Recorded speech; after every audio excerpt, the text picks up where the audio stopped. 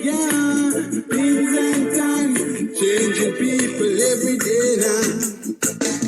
Hey, we got the strength, but no foundation. They got the mind, but no solution. Say, how do we earn our bread? That's Changing People by Akila Barrett, son and nephew of the Barrett brothers, members of the original Wailers band. It's time for the Diaspora Junction with Donovan and Trisha. Yeah, things and time, changing people every day now. Hey, we got the strength, but no foundation. Strength, but no foundation. Ladies and gentlemen, welcome to another edition of the Diaspora Junction. Donovan here with Trisha. Trish, how you doing? I am good, and you? Not so good. So what happened to you, Donovan? I was on earlier with Sharonique from Under the Reggae Tree Foundation, and me and her was having a great conversation, and we were singing. And when my turn come to sing, Trisha, would you believe Sharonique laughed after me? I was about to ask if you still have enough listeners. Hold on. When you mentioned that it was about your time to sing, I said, oh my gosh, we don't have any listeners tonight. So you and her is teaming up. All right, I'll get my day. Good morning, good afternoon, good evening, good night to our listeners, and welcome back to another edition of the Diaspora Junction. As we do always, we start with Step Back Saturday, and today Donovan and I are going to have a conversation on giving back and the importance of giving back. But for Step Back Saturday, Donovan, we're going to look at the classroom environment when we were younger. And I don't know what your experience was at your school, talking about the primary level, where you had kids who weren't doing well academically and they would be placed in a corner. I hear that there are some institutions that gave children dunce hats. And just to clear the air, we're not saying that we agree or we disagree at this point. We're just reflecting on experiences that we had growing up. Mm-hmm. The thing with that was interesting though in Donovan. It's that children then did not want to be associated with being dunce. The days when they used to use readings and when they mark the X big from the front of the classroom to the back. And when the work is correct, it was so small. So some would say, oh, you're wrong, bang, or you're ticky. And at that time, nobody wanted to be associated with dunce, whether it is a lower income family, middle class, upper income earning family, nobody wanted to be associated with dunce. And what we're hearing now in our society is that it's a movement, it's a marketing plan, it's a business strategy. It's being celebrated. But when we were younger, Donovan, there was no marketing team that could sit down and identify a target market for any product that had dunce printed on it. Exactly. And so it disturbs me because I now wonder if it's a mentality, if it's a place of acceptance. But one of the things that I will say is you may have someone, two persons, male, female, it doesn't matter. And one person is even so challenged to turn on a piece of equipment, machinery, while another person has no issues doing that. Does it mean that the one who can't is dunce? You have someone who would struggle to write in a story, but yet still another person will write it with ease no matter how many times the teacher taught that lesson. Doesn't mean that person is dunce. It is that we all have strengths and we all have weaknesses. And that's one of the things that I try to promote in my books, in my videos, in my conversations, even on the Diaspora Junction. Identify your strengths and your weaknesses. Work with it. Build on your strengths, build on your weakness.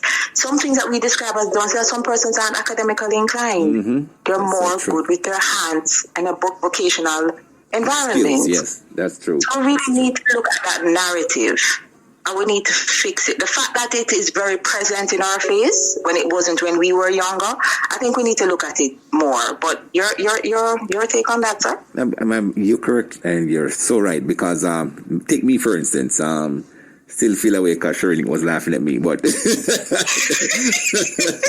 nonetheless, Shirley sounds like a bright little girl. She is extremely bright. When we were growing up and we were in school, and the teachers were there to not only, taught us what we need to learn, but they were there to also discipline us, right? Because Trisha, you don't want a teacher call mommy or daddy. No student back then want that. So in school, the teacher them used to have a little stick or a whip or whatever they want to call it. And if you did something wrong in school, they would conk in your head and, try to stimulate the brain to think. And I remember I told you earlier about my experience I was very good in every subject except English. That was my worst subject. And it's not that I was bad at it. I just wasn't my best. And everything else, I couldn't get A's. I ace everything else. But why is it that when it comes to English, I'm always, struggling a little bit? And this teacher grabbed me one day, and like you said, she saw potential in me because she knows, because teacher in school know where you're getting the other classes them. And she said, why is Donovan getting all A's and only getting, subpar grades in English? And she would pick on me every minute and conk me in the middle when me get it wrong. And the fear factor that I had saying, okay, boy, when I go to this woman class, I got to be on my P's and Q's. But at the end of the day, though she might, lick in your head or whatever, make you think or whatever it does, or maybe that's something kind of like cuckoo today. But nonetheless, maybe. Nonetheless, I learned. I got better, and I was one of the best. It was something that motivated you. Yes, I was one of the best students in English. I mean, I'm a great speller, great writer, but when it comes to other subjects that mattered in English, I wasn't a top boy. And her doing that, Trisha, promoted me to be at my best. So I said, you know what? It's not that I can't do it. It's just that I have to apply myself more to doing it, because I can run, I can write, I can play, I can do everything else. Sports, you name it, boom, that was easy for me. Other subjects were easy for me, but this one, English, was the problem. And she helped me to overcome that. And I was like, wow, when I see that I can beat, because there was a young man there that was always getting better grades than me, though I can spell and write, he was always a step ahead of me. And the teacher taught me these things, and it motivated me, not to get me upset or not, it motivated me to do better, and I did. So at the same time, it's not that the child is done, it's how he or she was approached or how he or she's being taught, because different teachers teach you different ways, and like you said, kids learn different ways. And sometimes I use basketball, for instance, when I coach kids, and I said, okay, you're so good at playing basketball, but you're lacking something in the classroom. And I said, okay, do something from a basketball standpoint that can teach them, or sing something that they will, kids love music. You sing? Exactly. Sing? Yeah, yes. Yeah, all right. Here's how I know it worked. I was tutoring. No, I'm just wondering about you singing. It's not singing that I'm having a challenge with, and I just but the you thing singing. Is, the kids, them love it.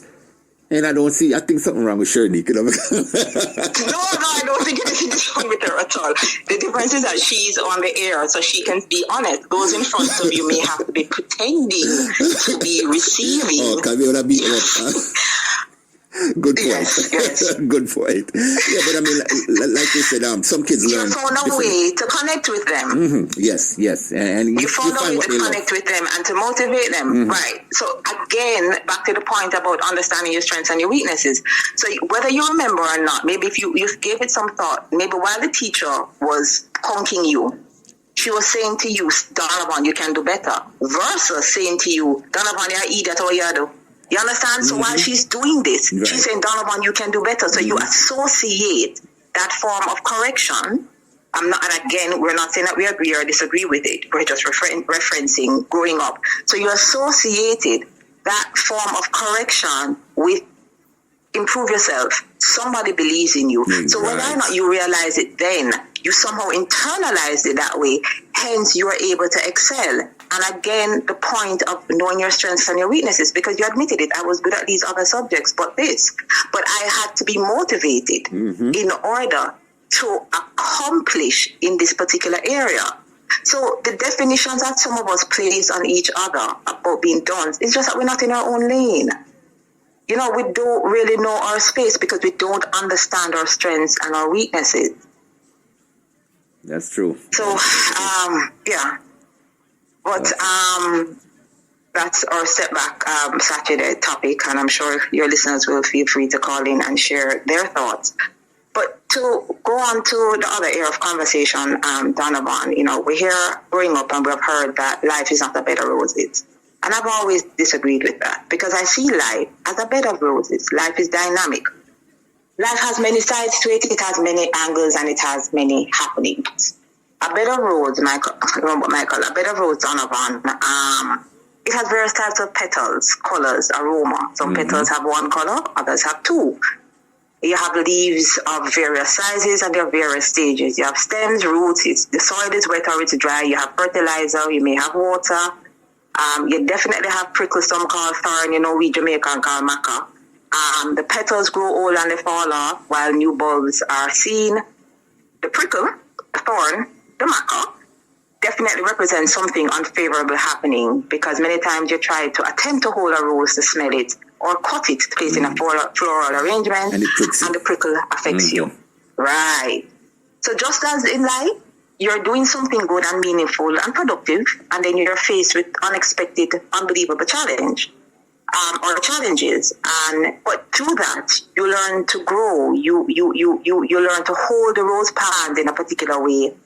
You learn to manage that space with the rose plant, and in order to get the job done. And in that moment, it is to cut the rose. So you're basically in life, parallel to life, is that you have growth in both your personal and your professional life. Now, last week our guest was Michael Rose, the president of the Past Students Association, the USA chapter. And Michael spoke a lot about giving back. And he also spoke about the challenges associated with giving back to specifically the students of Tarrant. And many of those challenges, we're losing her. Many of those challenges that Michael talked about was the fact that... That's what actually... Sorry, I'm so sorry. A call came in and interrupted. Okay, because I said I lost you were saying? No, I said many challenges came with what Michael was talking about, even though he didn't focus mainly on the subject matter itself, but at the same time, he made some valid points. The struggles that, we face sometimes. And on my way coming in here, I have a couple of ideas. I said, when Trisha come on, I'm going to tell her these things. And just want to hear from your point of view first, and then I'm going to give the solution to the problem. Right. Okay. So, as you rightly said, he was frank in the things that he said. Here's the reality. A lot of persons listening want to say it, but they're not going to say it because they don't want to crush nobody can. Right? So, he was honest and he was frank in both the experiences and the negative angle as well as on the positive angle. But here's the thing.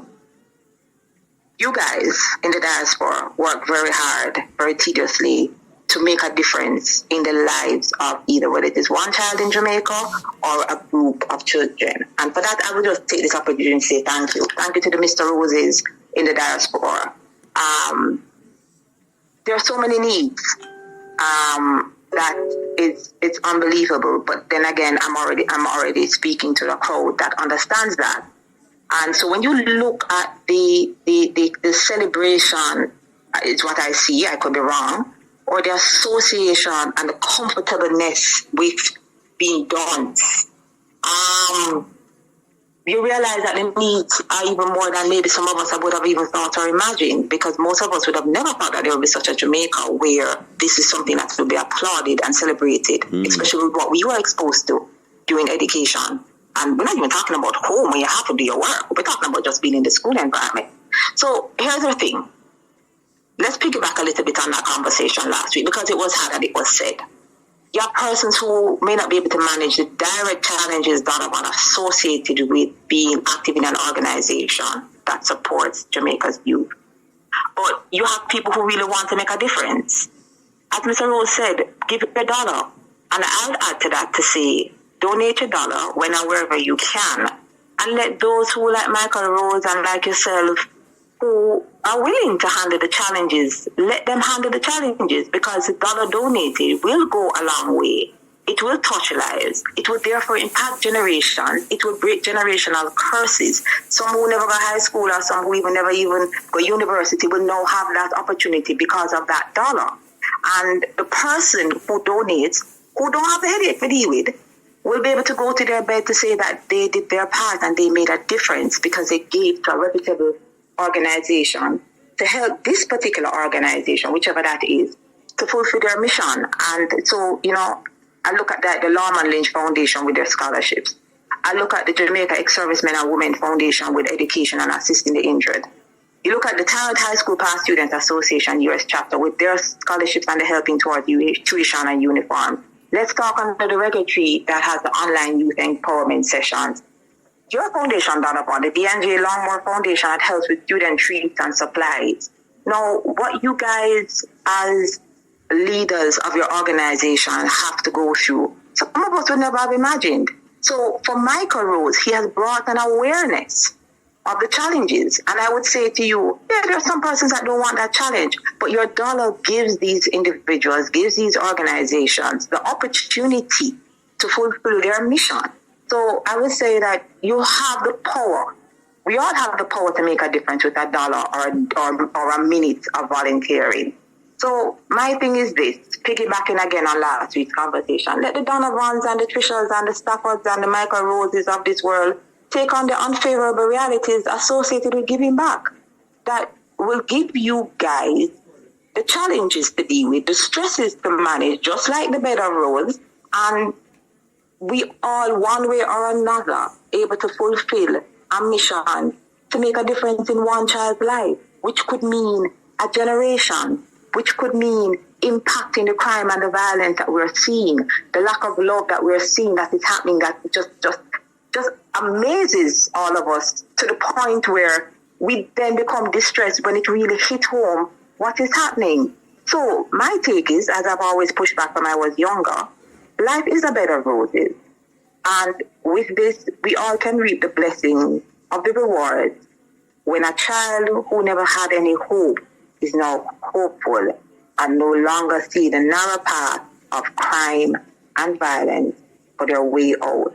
But now somebody gave them an opportunity to go to school because they don't have one uniform.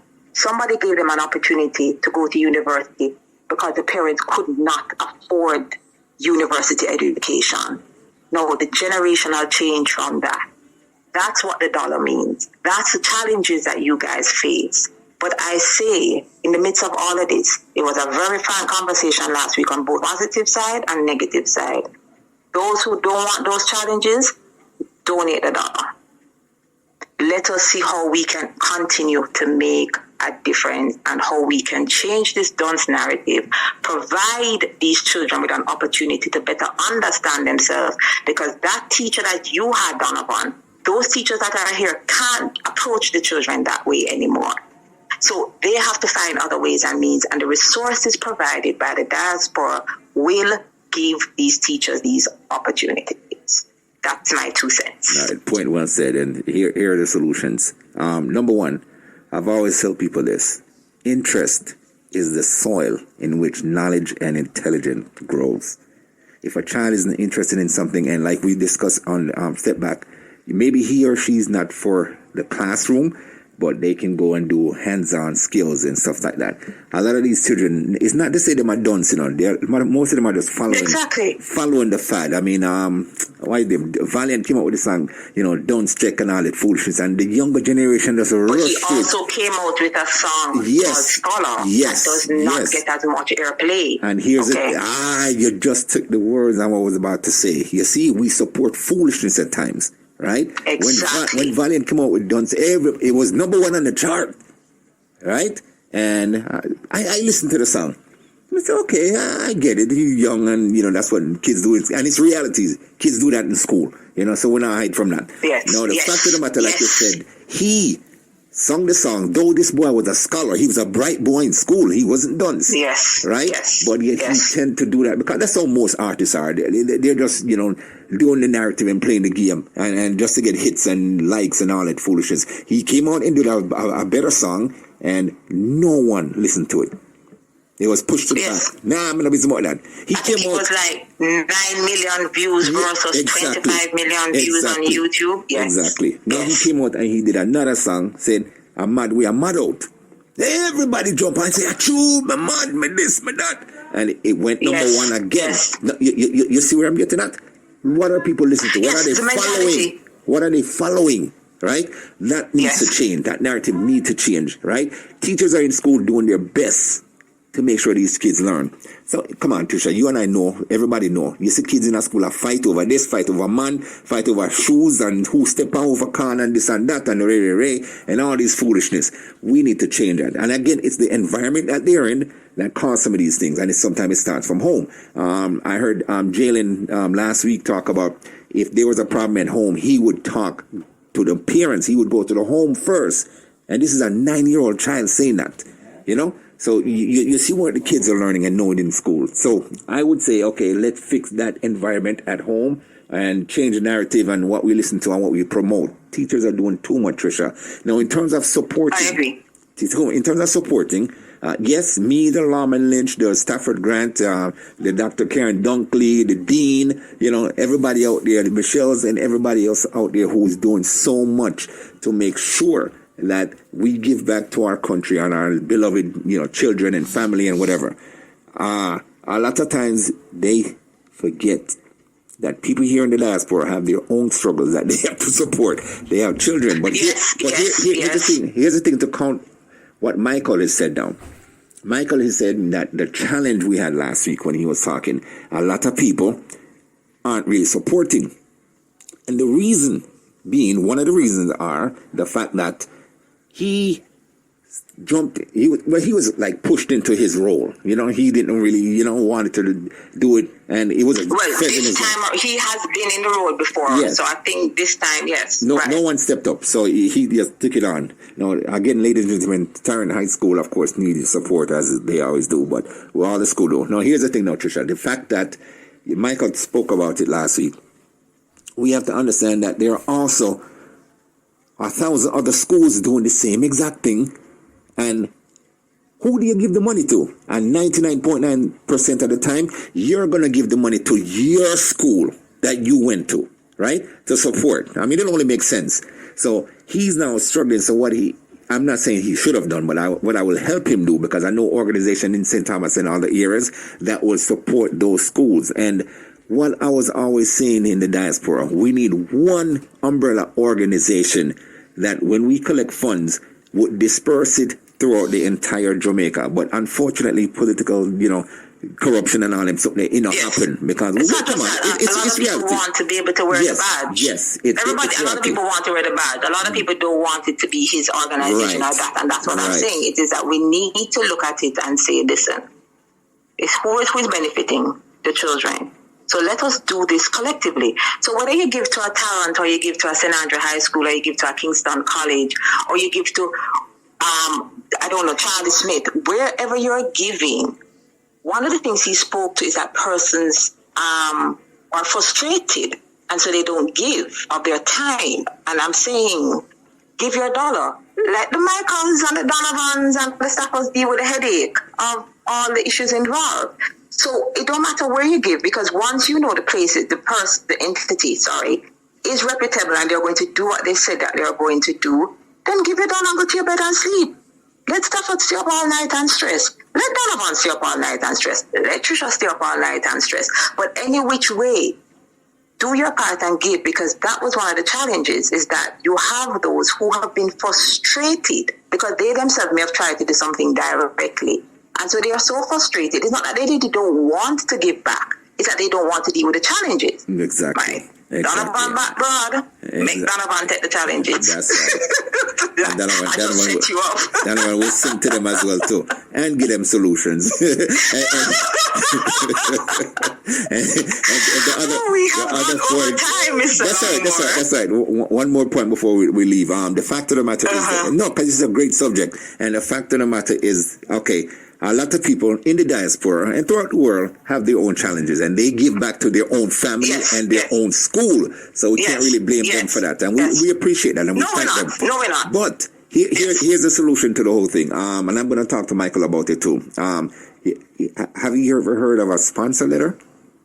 There are companies out there who will sponsor, but he has to be careful. It's in Florida, and though it's for another country, but at the same time, we can get it done. He needs to form a 501, which I think he is. And these are the things I'm going to talk to him about. Yes, he is. Yes, he is. He can get funding.